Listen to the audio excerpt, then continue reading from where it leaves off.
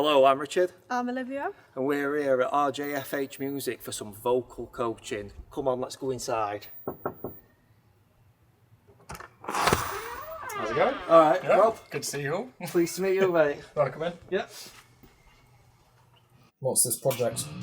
So this is a song that we're actually writing at the moment called Drop G Sharp Noodle.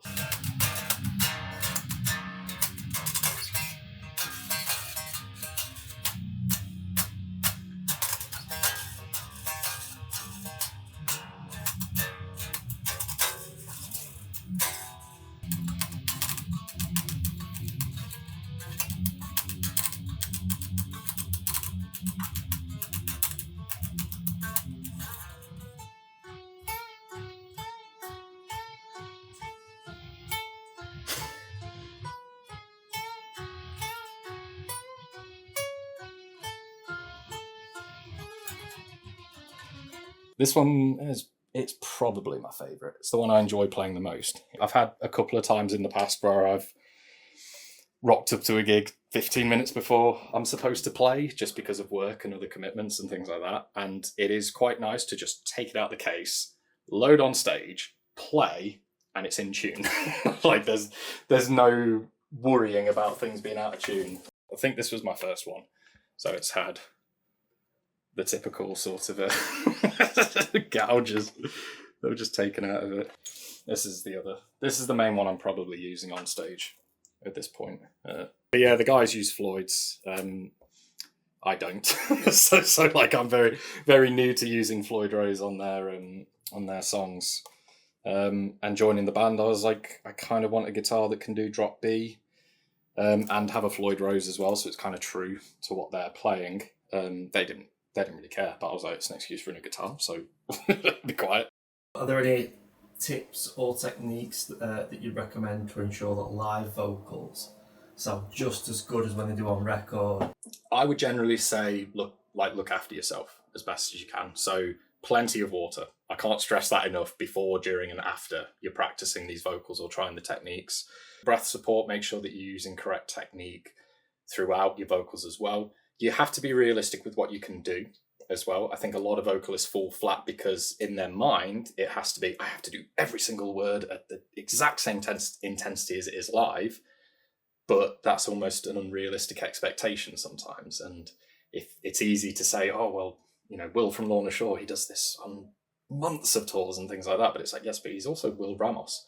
Not many people sound like him. Not many people is at that level to do it consistently. Little things as well, like sounds a bit weird, but exercising as well, like cardiovascular exercise through jogging, running, things like that. Even strength training can be good for making sure that you've got good support and that you're sort of eating healthily. I mean, it's not something I could tell people what to do, but I would advise against smoking or vaping when it comes to vocals, just to help you out a little bit further. It's all about sustainability. It's fine if you can do it for one song, but if you can't do it 30 minutes, 45 minutes, and then repeat that night after night, then it's worry. Then that's when it's worrying. We've got another example here of, I don't know if you've heard Weed Eater. Their singer Dixie Collins is very well known for taping to the amps and everything on stage cough syrup, and he pulls it off and drinks it during the set.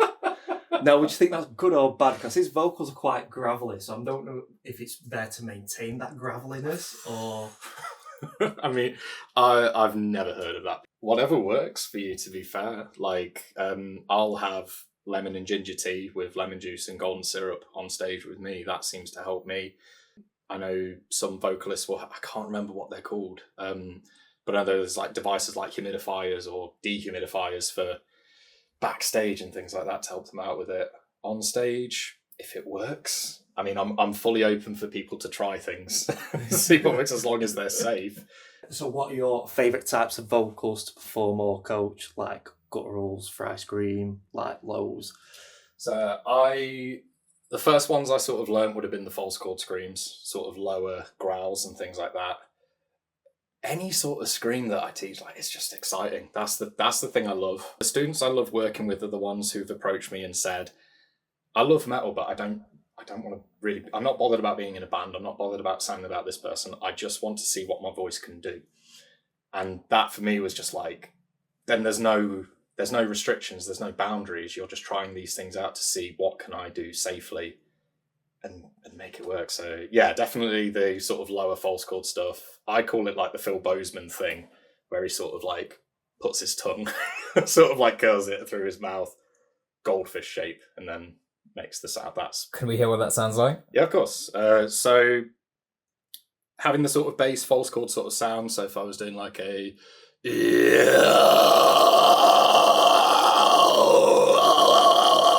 that kind of thing, it's maybe a little bit lower, sort of getting some of the like rattle, arytenoid cartilage rattle lower down. But if you've got like your bass sort of low, and then place the tongue up, and then close the lips so that it's more like a goldfish or as a butthole, as I was told before, to get the sort of low closure to it, you can get like a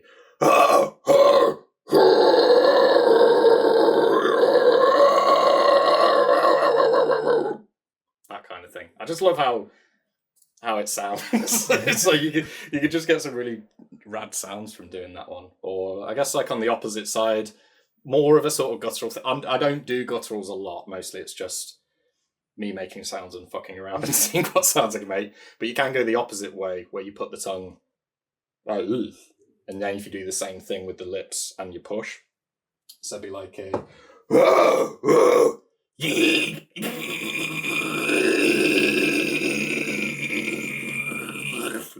yeah, that kind of thing.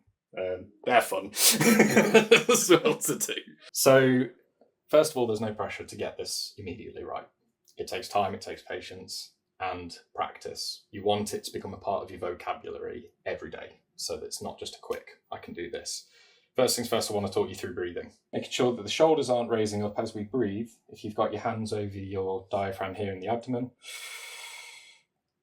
as you breathe out, you should see those hands sort of push forward, separate there. I want you to do just a hum at your lowest sort of resonance. So it'll be, for me, something like a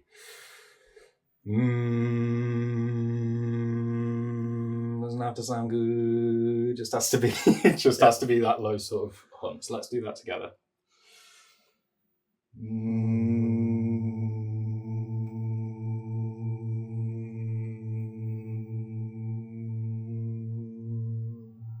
And your hum is like, it's a gentle awakening, I think of. It's a nice resonator to start off with any sort of pitch, like warming up as you're doing it there. The one I like to lead with is false chord distortion.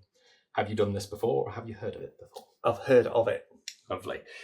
Think aggressive, deep sounding in some cases, animalistic, there's a nice growl to it. First one we're going to try is just a nice and straightforward one. I want you to sort of lower the layerings and push your tongue to the bottom of your mouth.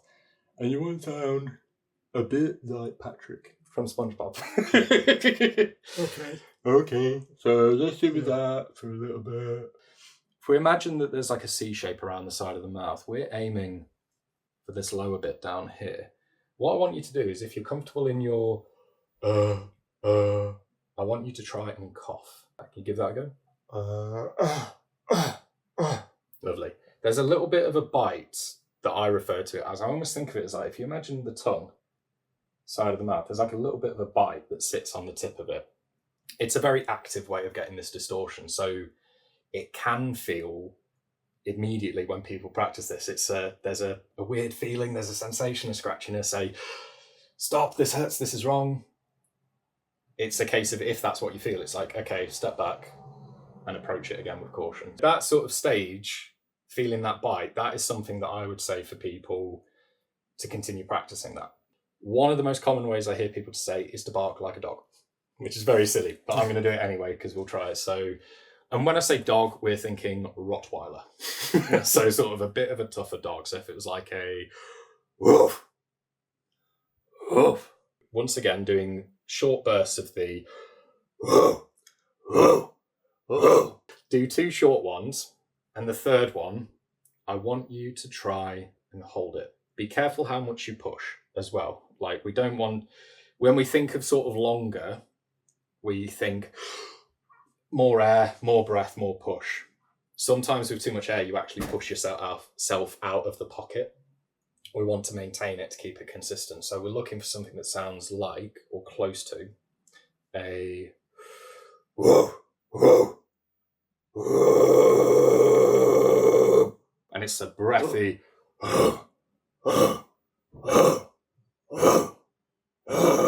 and then hold. We can have a look at a couple of other different ways as well to activate this. Another one that I like to go with is more of a tube and throat singing method of achieving it. If we think of false chord distortion as two different types of distortion, so there's false fold distortion and then there's breath distortion. So false fold is much more active, and that's what gives us this kind of buzzery, awkward kind of sound.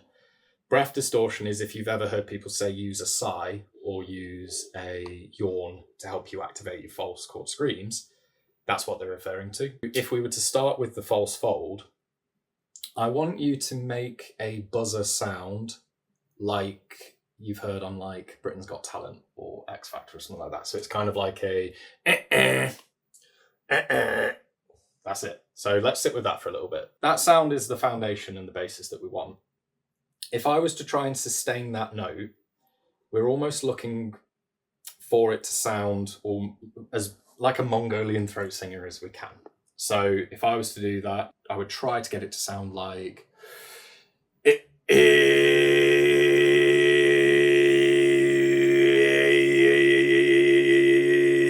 then once I've got it, I can move it rather than saying a, which is really bright and sort of brings the sound up here.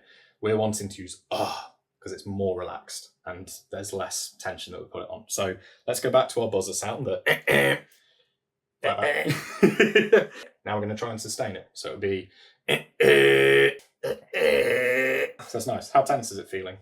A little bit, not too A bad. little bit. That's usually the thing if I'm thinking like, oh, this is feeling tight, it's feeling scratchy, it feels tense. Literally all I need to tell myself is just less squeeze. I see what you mean though about less, because I think with the one before I would try to increase the volume with the longer air. When we think of scream, we think anger, we think loud, and all of these things with it. And the problem is we cannot go from nothing to full intensity immediately. It's going to bloody hurt and it's not going to sound great. So if we had that sort of sound on its own, the sustained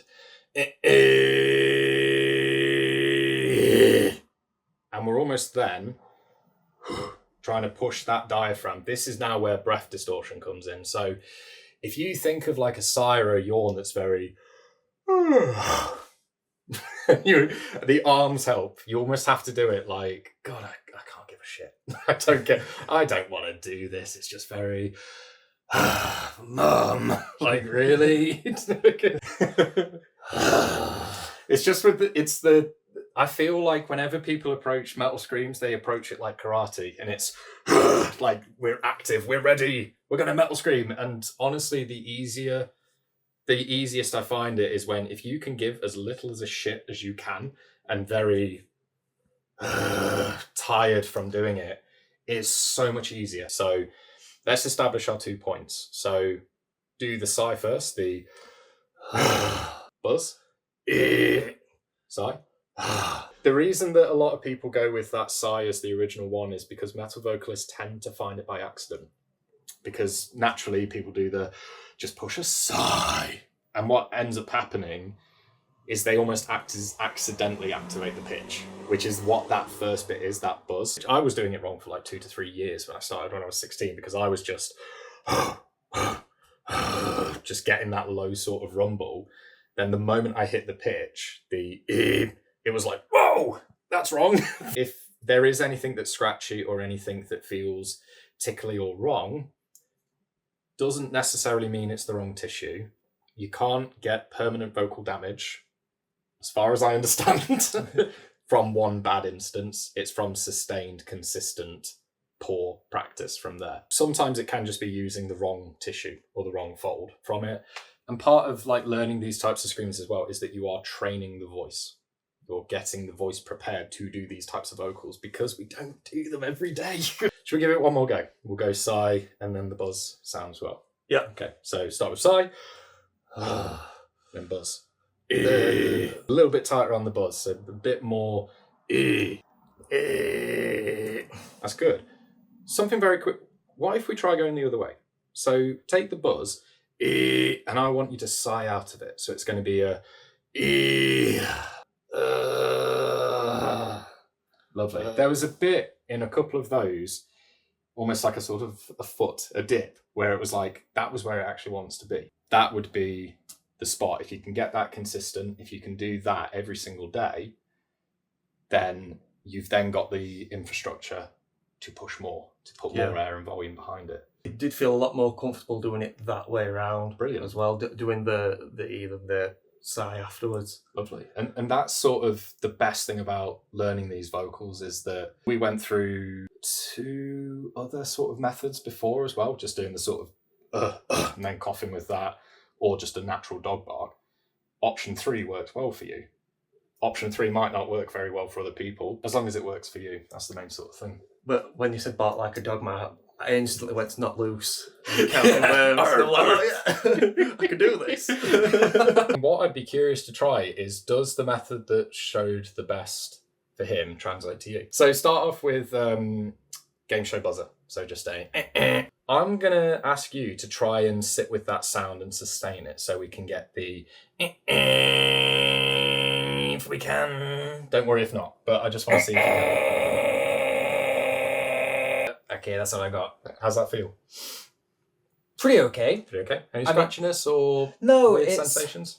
it is being used, but it's not scratchy. It doesn't feel supremely uncomfortable. I want you to try and change the vowel shapes around. Okay. So thinking backward vowels. So a, e, I,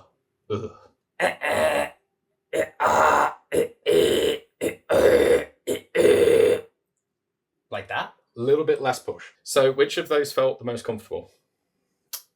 All of them but the last one. Oh, but the last one. Let's go with a, because a is quite, it's relaxing. When you're doing techniques like tunnel throat, tongue position is really important because you can't do the sound without it. If you're not comfortable with the foundations, or if like the foundations aren't fully consistent to where you would like them, all of that means nothing. So the thing that I like to work through with people is exactly the same exercise. It's very daft, so do bear that in mind. Is actually trying the exercise with your tongue outside of your mouth. So if I was doing the Okay. because the tongue isn't doing anything. It's not getting in the way.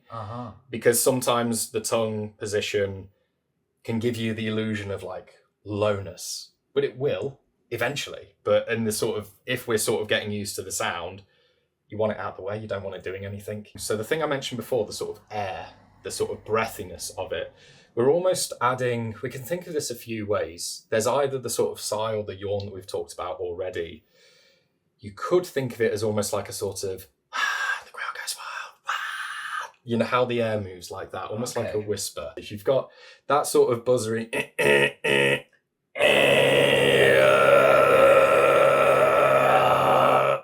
like that. How's that feel? Yeah, that's a bit more. A little bit more, yeah. If you've got the and you're imagining almost loosening the vocal cords a little bit more, because that's what we want to add on top of it, is it's that kind of air that moves through it. You could, this is one I'm trying, thinking of first time on camera, is to add, think of it as adding more with your head voice. Because your head voice naturally is very, or more falsetto, to be fair, it's very delicate.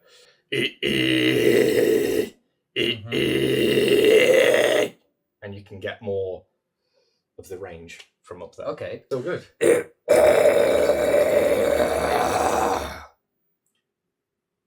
Yeah. It's getting away from the idea of when we see our vocalists live or in the studio, they're all badass and cool and very performative. a lot of it is performative in terms of how they look. You know, it's not to say they're faking or whatever, but they're metal vocalists. They can't just be stood there going, like doing it like that. They've got to put some theatre into the show as well. Like, you've got to really be able to control the deployment of it. Absolutely. So you just went from like a normal hum right out to So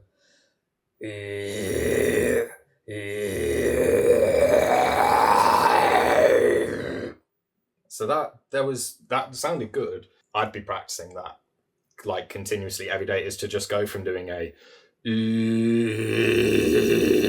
I had a lesson once with David Benitez from Extreme Vocal Academy. And I think the one thing he said to me was just like, you are not the final boss of metal vocals, and nobody should see you that way. You shouldn't be able to do everything. You should always be learning. And I sort of, that kind of helped me, that it was like, yeah, I'm not the best at false chord screaming. I'm not the best at fry screaming. There are things I'm learning every single day which make me realize, right, I need to look up on this. I need to figure this out. I need to see what I can do. Can I do this?